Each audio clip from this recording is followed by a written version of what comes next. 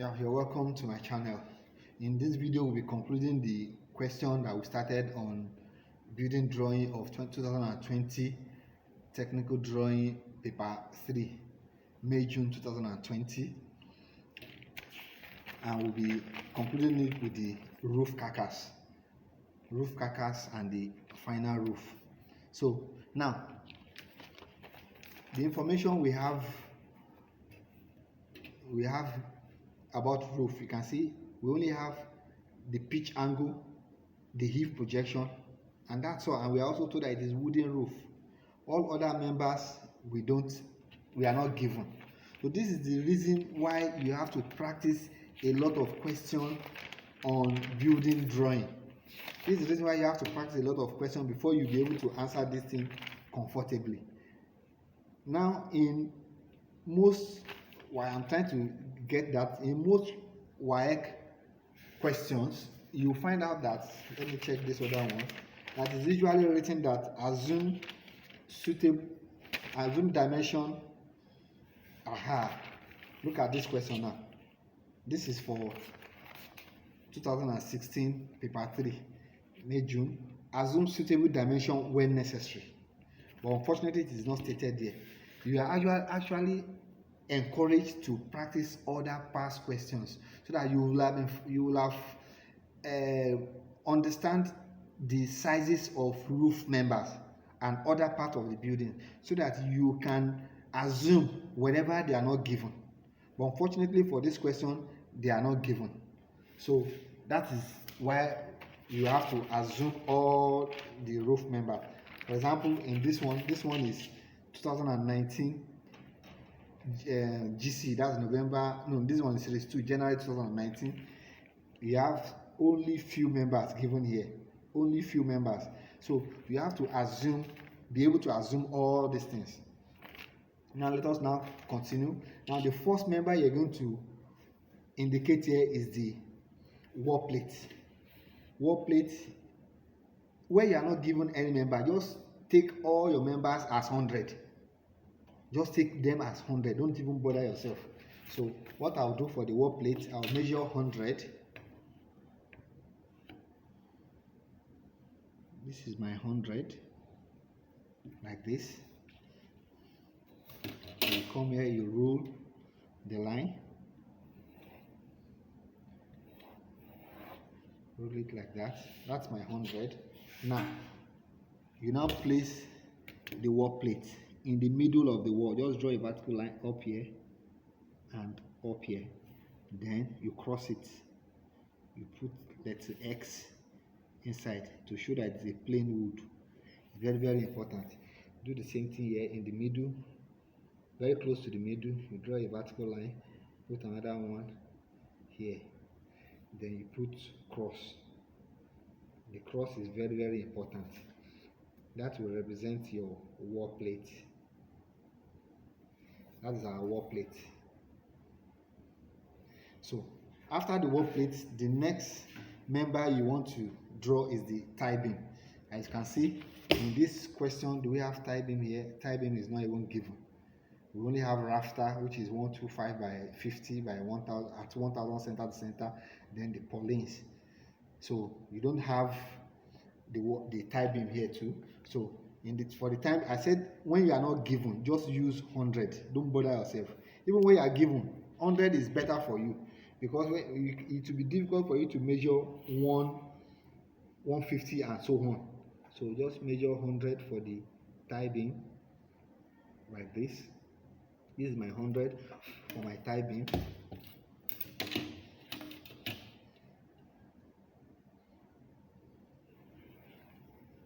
Like that. When you have,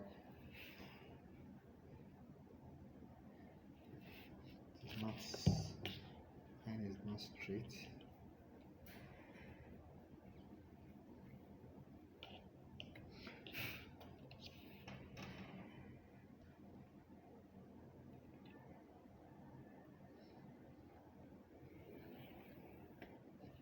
Yeah, that's my 100 for my tie beam. Then in the middle of the tie beam, this point, you measure your pitch angle. In this question, we are given the pitch angle. This is our question. we are given the pitch angle to be 45 degrees. So you come here, in the center of the type like this, come to this place. No, sorry, on the wall plate, center of the wall plate here, you measure 45 degrees. 45 degrees, this is 45 degrees. So you roll it center of the wall plate, like that. Then the same thing for the other side, center of the wall plate, you get 45 degrees. This is 45 degrees. From the center of the wall plate, like this. Roll it. Just complete this one. You have to intersect like that. So that is that. So the next thing you want to do is to now draw your rafter. Your rafter, just get 100. Just get 100 here. 100. Don't bother yourself about the perpendicularity. Nobody will be checking that. 100 here. Do the same thing on this side. I told you all the members, just make them 100 if you are not given. Even when you are given, 100 is better for you. It will make your work easier and neater. So draw line parallel to this.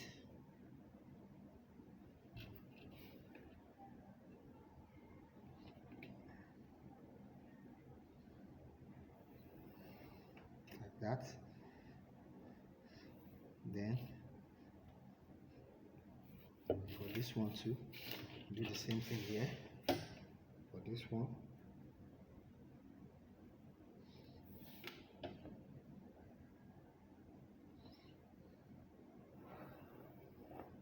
like that. That is our rafter. Then after rafter, then you have purlins. Measure another 100. Just don't bother yourself. Just make everything 100. No examiner will be taking the measurement of that. Another 100, like that.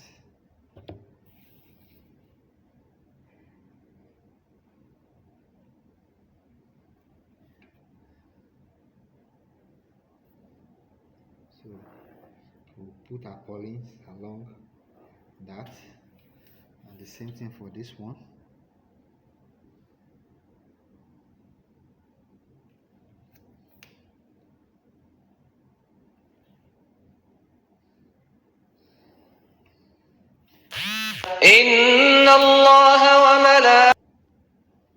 So after that, now we have our rafter, and let us keep that one for now. So let us now draw our king post. King post, just get the center first. Now king post, we are not given king post from all the questions I have here. So I told you, just make it 100. Don't bother yourself. So you can measure. Then at it, for example, look at this question. It says rafter is 125 by 50 at 1000 center to center. So it means this is our rafter now. The ones that are going backward. So they are at every 1000 you have a rafter. Now for the king post, it is usually also like that at 1000 or 1005 center to center. But because we are showing the section, you won't see the other one. You only see the one in the front. But for the queen post, you have to see the successive ones. For the queen post, let us take it at 1500 center to center. 1005 center to center. So I'll take 1005, this is center. Then another 1005 here. Another 1005 here. Then another 1005 here. Similarly on this side, 1005, 1005, 1005 and 1005. So now let us now get, so it will be 50-50. It will be very tiny, very close. 50-50, because I said it will be 100, so from the center it will be 50-50 both ways. 50-50, the same thing here. 50-50, 50-50. It will almost look like 100, because that's why I said anything below 100, it's always very difficult with all the scale. Anything below 100 is not always easy to measure. So you can now put all the vertical lines.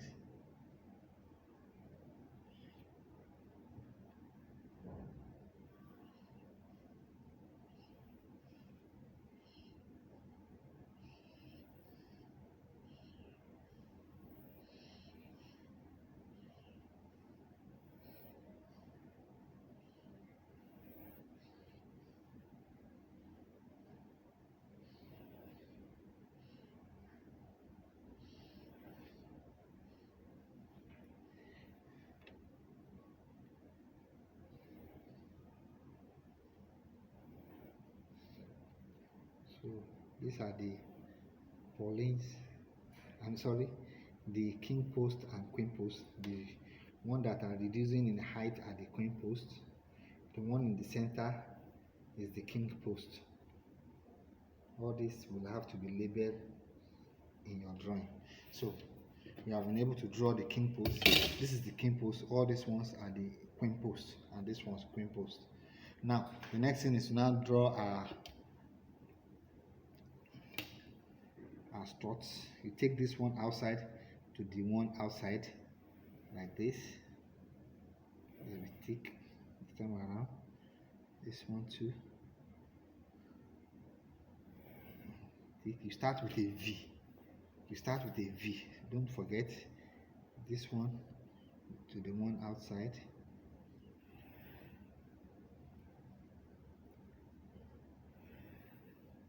Like that. Go to the next one here. This one goes like this and like this. This one goes like this and like this, and this one goes this way and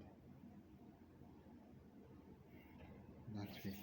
So you can put your, make this one stick now.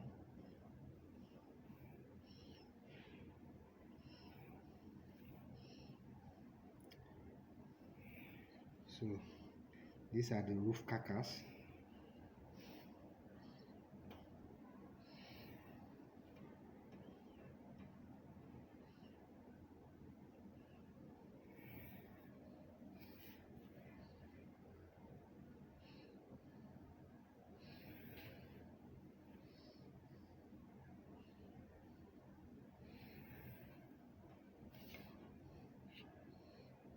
So okay, let's draw this one's first. Don't forget to start this way and that way, this way and that way. So it goes here and here. So you can now make this one stick.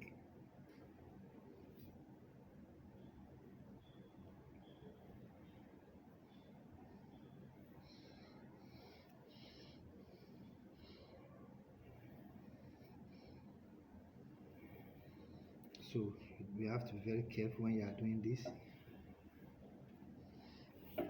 So we've been able to draw all the roof carcass. So we are left with purlins.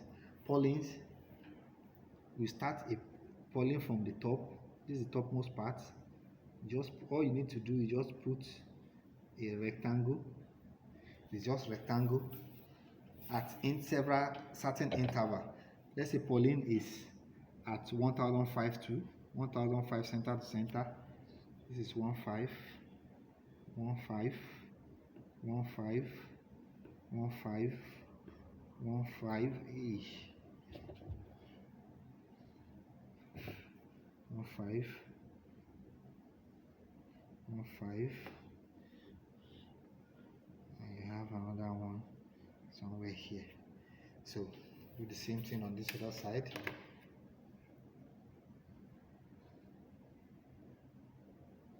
From the top, you are starting from the top of the roof, this corner. It will be on the after the rafter. So let's say this is 15, 15, 15, 15, 15, 15, and 15. So at each of these points, all you need to do, just put horizontal line. Nobody will be measuring all that. Nobody there's no time to measuring all this. So this will represent your purlins.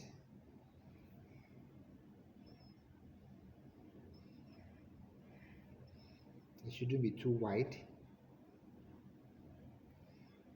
It shouldn't be too wide. So those are our purlins.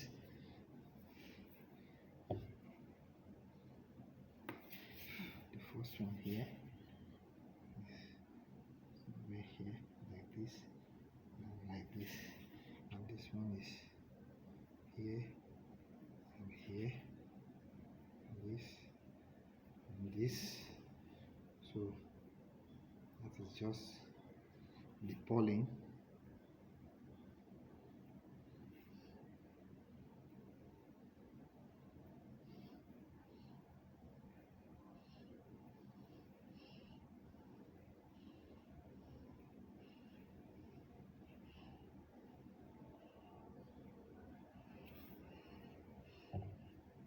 So now that we have done this, we can now get our Eave projection. According to our question, this is our question. The Eave projection is 600. So let us measure 600 from any horizontal line. Any horizontal line, I can extend this one out and measure 600. Or better still, let me move it a little bit downward. Let me use this from the face. Just extend it out from this face. You measure 600. This is 600. So the same thing on this side. 600. This is 600 here. So at that point, you will now project a line vertically upward to the roof like this. So this purlin is out. Take it up like that. Do the same thing for this other side. Take it vertically upward like this. This purlin is also out. So all you can do is just put another purlin a little bit away. Put another purlin a little bit away from it. Yeah, put another purlin here. Yes. So on this one now, you get a horizontal line, a little horizontal line here. Then you measure your fascia board. Fascia board is also not given in our question. You should be used to it. The height of fascia board is 300. So you measure 300. 1, 2, 3. These are 300. So taking it, then you take it out by 50. Then it goes up. That's our fascia board. The same thing here. At this, where it is intersecting the rafter, this one is our rafter. So you measure 300 downward. 1, 2, 3. This is 300. You're taking it like this.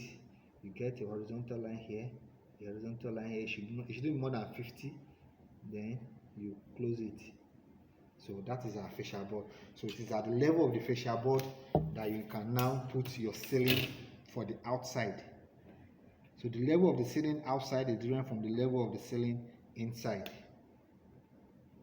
Put this one here, like that. So that's your ceiling. Now, with this one now, we can now take in our rafter. Our rafter goes straight to the fascia board. Taking it like that, and this other one, make it thick. Then we can also thicken our roof. This is our roof. That's the roofing sheet. Thicken it and extend it a little bit away. The same thing here. If you actually then do the same thing here.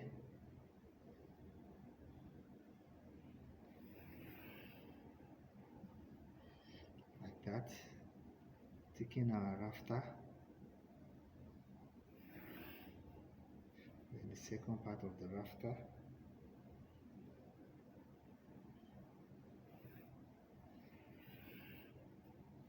Yeah. So that is, so you can see our roofing sheet is hanging a little bit. It's usually about 150, 200. So that is that. So now what else do we have to do? Let us now take in our tie beam. You can take in our tie beam. You can take in our tie beam. Remember, this is the actual height ceiling level. This is actual ceiling level. We added 100 so that the wall will extend into the ceiling. Now, in some question, you may be asked to draw the ceiling joist, maybe at 1,500 or whatever interval, or even 1,000. So let us place our ceiling joist. Ceiling joist is what we use to hold ceiling. Let us place it at 1.5. Let's say 1.5. You can only have one here, here too. So let us give it thickness of 100. Thickness of 100. Over here too, we can't have more than one here. Let's put it here, and thickness of 100. Ceiling joist, let's have another one here, thickness of 100.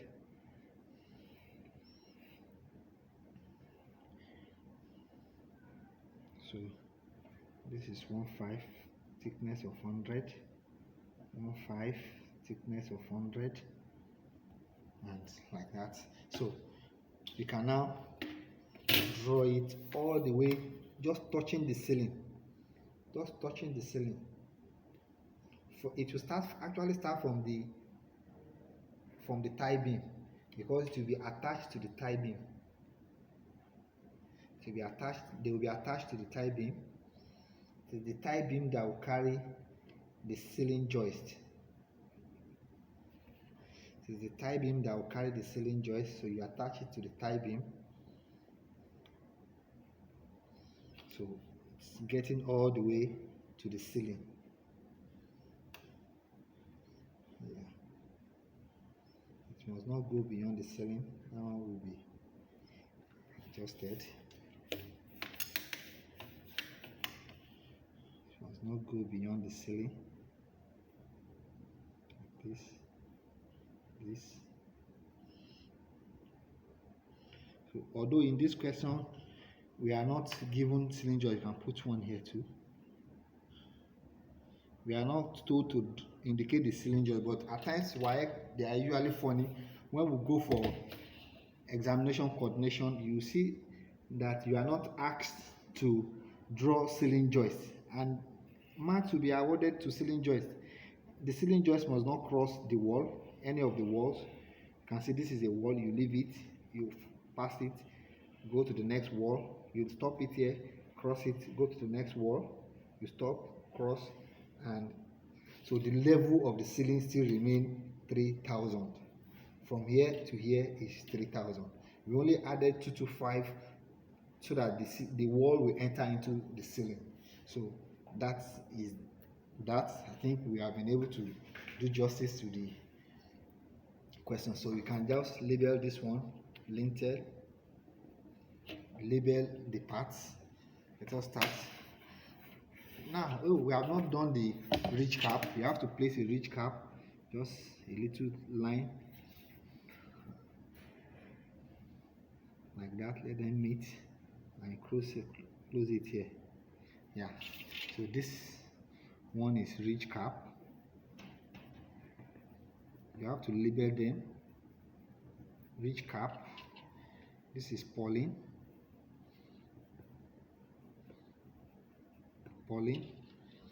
This is roofing sheet.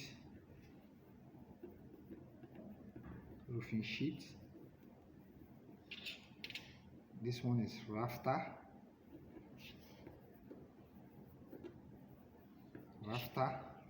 Then you have the king post in the middle. The king post. And then the queen post.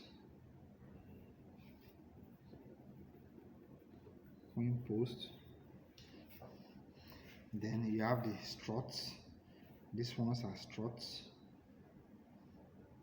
All the slanting member, they are struts. Then this one is the tie beam. Let us bring it up. This is the tie beam. Then we have our work plate here. Okay, let's bring it from this place. This is our work plate. That is, this one here is the work plate. So what else? Okay, we have our fascia board here. This one is fascia board. Let me take it upward. That is this member here, this rectangular member, and this one, they are called the fascia board.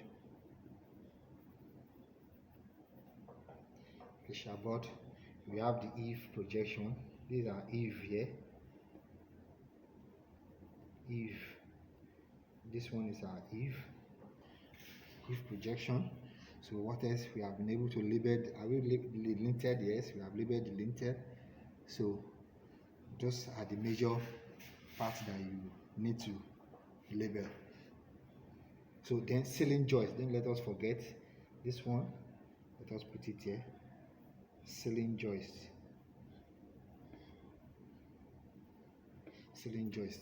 At times, Wassce will look at the members that have been identified in the question.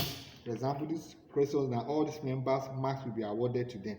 So that's why you have to label as many parts of the drawing as possible, so that you don't know which one Wassce will attach marks to.